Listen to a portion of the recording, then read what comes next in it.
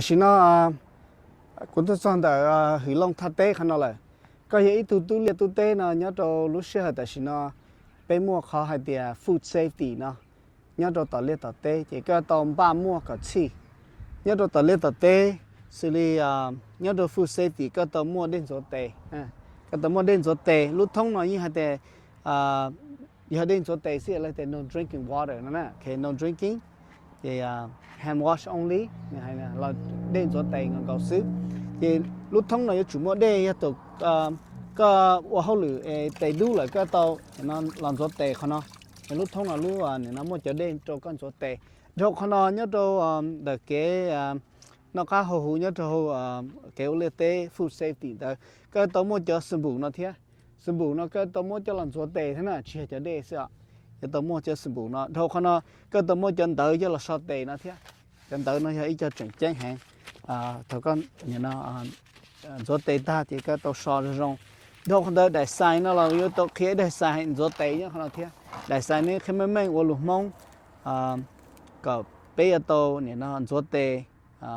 khó ý khó bé mù rủ một số khó trâu nó thì hiện tại nếu khi mà mình chỗ không nó lại hiện tại vì nó chỉ tu chữ tế nhá không nói cùi hử lông nhá không nói thế hử lông giờ oli cha có ham ba tàu chi li nó thế có giờ ít tu nhà nó oli tế có học biển mình chỉ tế xây li cha thế đó khác thì ta xin na cái na cá hậu hú nhà hậu Bay State California na ru tôi muốn cho bé cho Julia chữ tế thế giờ lên đó chỉ có thể là ba lúc thông ruột tê nhá khả năng muốn đi nhá hậu tí sĩ thì muốn cho sai nè nhá hậu tí sĩ chỉ ta là đã cũng ba cho sắp bù ruột tê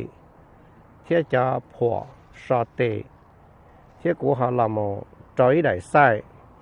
cho của cho employee là giờ của cho nên chia rau lại bao hay tiệt yon cho tèo đi trả thế, cái vấn đề là một plaza là bây giờ là tàu họ của đại tế là một trong sản đầu nọ,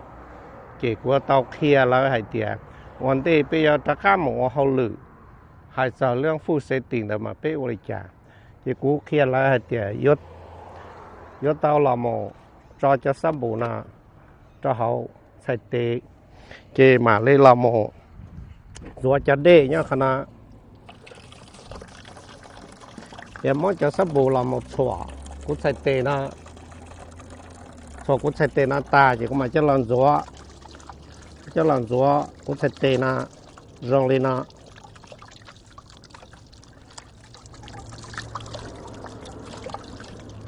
làm gió tệ rong lên na taเลย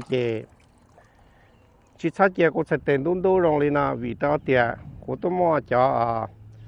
đau sát tệ nhá nào thế chỉ cũng mà một của chân đau sát tệ na làm một sao có thể tệ cả khóa chỉ chân đau nó là chỉ sát là đau là bỏ ra hậu bị tệ rong lên để nó sắp bỏ ra hậu vì tao thì của tôi mua lúc thông khi nhá là giờ thầu của sát tệ ta chỉ của人đau của bỏ cho các tao hậu của lúc thông khi nhá vấn đề là chẳng có tiền là cũng một cái lúc thông mềm na có cũng cho đây là bông một cho hậu có cũng chạy cái ta là sáu chu cho đây là tất cả một chu cũng lại tê tạo cũng cho chế tạo vì ta thì cũng tôi mua luôn nó chu cũng cho đây là có cũng sáu chu chỉ thằng cũng sáu tê ta chỉ cũng mua cái lần đau trong một bao rồi họ cũng lúc thông khi nhớ là cũng sắp bỏ lip ta này bỏ cũng bỏ nó mua bỏ đó nó sáu tê ta chỉแล้วมาตะก้าหมูเขาเลยแต่ขณะยาฟูเซตีกูตัวจุเลียจุเต้กูเขียกูจะ employee เทียกูเขียกูจะ worker ให้เดี๋ยวเป้บริจาคฟูเซตีแล้วจะเป้จะในอเมริกันล่ะเป้เราอยากจะ customer อยากตัวอยู่เป้จะก็ลองแล้วเนาะที่กูเขียเลยนะตัวกูจะ worker เดี๋ยวnóกูต้องสั่งเดี๋ยวหึลงเนาะเดี๋ยวหึลงทัดเต้ก็ยี่tu liệt tu tê là cái lịch trả nhớ cho họ cái và nó có hậu hụ là họ để food safety cái tàu ba cả một chi trong đi hử long mua nhớ cho nên thắt tê nó nhớ cho tàu thắt tê cái tàu ba y lưu thông chỗ đây là chỗ tê lúc nào giờ lưu thông chỗ đây trên chia này đó chỉ có chủ cho hay để chỉ cho hậu thế nó thì anh cho tệ chứ vậy ni hủy long cho tệ no drinking là cho hand washing only khả năng vậy giờ lúc thông là nếu muốn đen trên trên như hậu lúc thông là cái tàu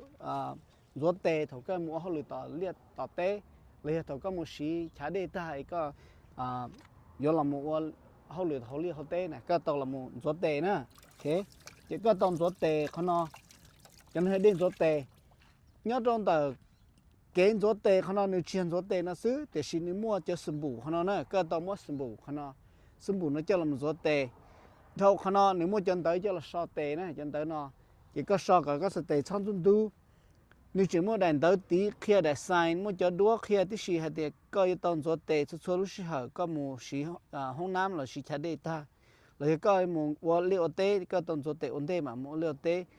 là gió thầu có mua liệu tệ loại tệ đu đu này cái tao gió tệ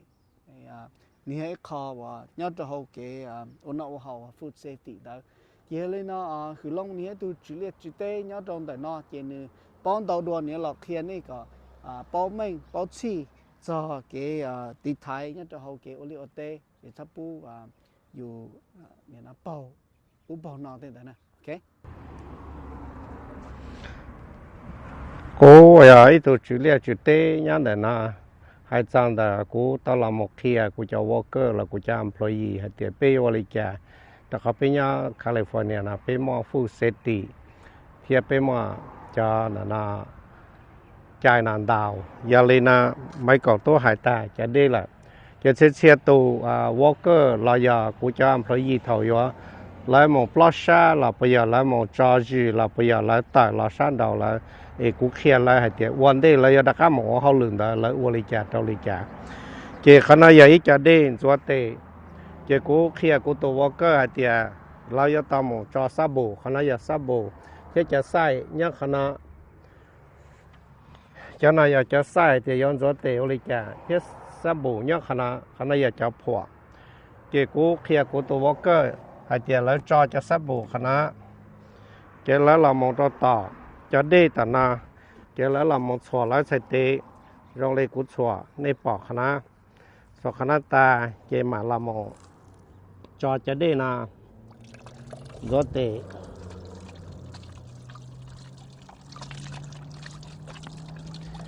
ทางรถเตะเลยนะรถก่อหูสเตะก่อหูทางรถเตะตาแล้วเจจะได้เอาป้องต่อคณะเจเหนียงแกต่อรถท่องได้เมนะชั่วโมงจะละดูต่อนาเจทองดูต่อนาเจตะก้าหมดจูตะก้าหมดจูเขาได้เตะเจเจ้าจะก้ามอนะตะก้าหมดจูเขาเลยมอรถท่องนะจูตะก้ารถเตะตาแล้วจะต้องมองว่าจันดาชอเตจะละชอเตก็โหเลยคณะเท่าชอเตตาลีน่าละที่ชั่วโมงนั้นได้ป้าไปเตะโรงเรียนคณะจันดาไอชอเตตาแล้วเจียต้องข้าวแดงได้เขานะเราหมอปอดเขาลุท่องขี้เยอะจะเขาเดียตัวหมอลุท่องขี้เยอะนะหมอปอดเขานะเอกจะแกมออะไรจะนาชิตาป้องแต่เตะอะไรจะชิวๆนะชอบป้องแต่เตะนะเจ้ากูอยากอีตัวจุดเตะเจ้ากูเขียกูจะวอลเกอร์เลยนะวันเดย์ยังมองว่าเขาลือนะให้จะเรื่องฟู้ดเซฟตี้มาเลยนะ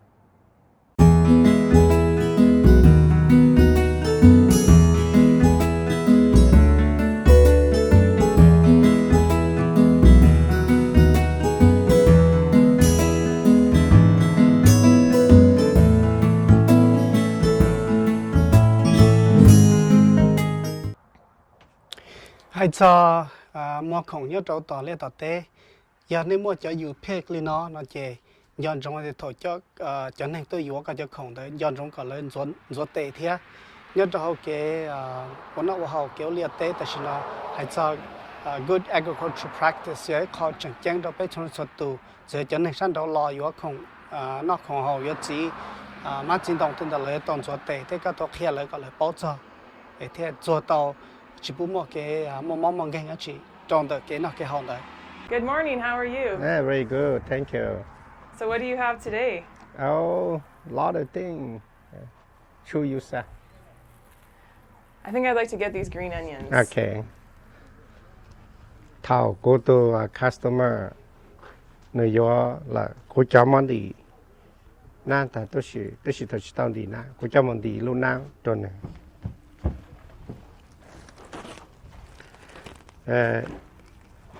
nó là food safety, cú ya tamon đi từ hồ na nó cả xa lô à, chứ thảo con đi tao chứ cũng mà tất cả mọi đồ của tôi customer. Thank you. You're welcome. I'm also interested in the strawberries. Okay. Actually, I'd like to pick my own strawberries. Can I pick my own strawberries? Oh yeah, sure. I have here, but if you want the fresh one, you go pick Okay. yourself. Yeah, I'd like the fresh. Usually my worker, they take this bucket, like a food bucket. If you want, you take the bucket. Okay, thank you. But before you go to my field, you wash your hand before you go pick my strawberry. Okay. Can you show me where to wash my hands? Okay. Before you go pick my strawberry, I had the water here. Yeah, I had the soap here. I had the towel. You wash your hand before you go pick my strawberry. Okay.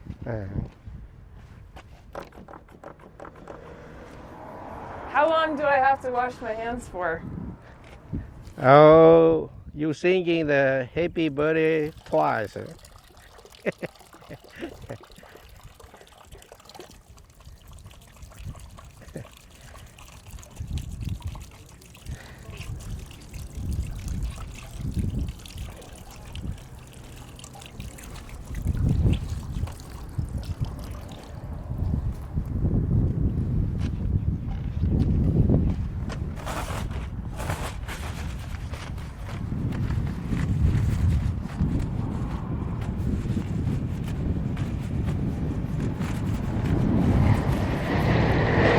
Okay, right now you can pay my strawberry. Okay, thank you. You're welcome.